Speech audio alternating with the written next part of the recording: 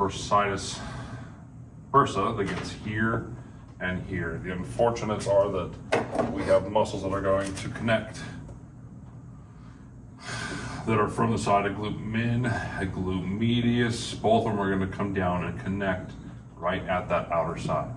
One other one that we have that this is going to connect with glute max from the back is one that's going to come across the front, and it's going to help create your IT band on the side of the leg here, and that's the TFL.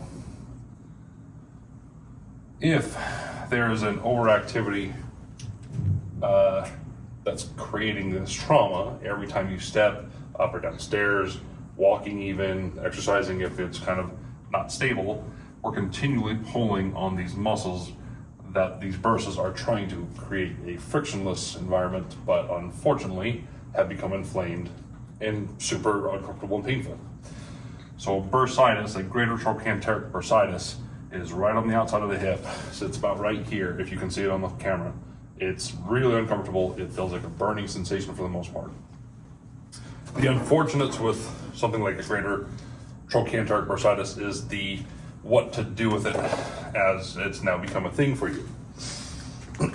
If you go medical route, it's pills, pain pills, NSAIDs, cortisone shots if need be. It is possibly getting off that leg as much as possible, so a crutch or a brace or something like that could be a possibility.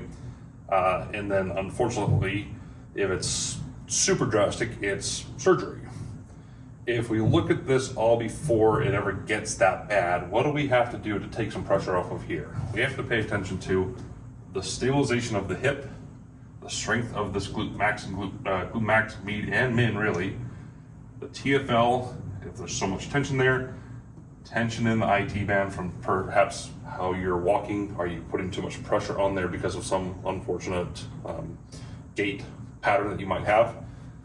All those are paying attention to what's going on here at that hip, on the outside of the hip.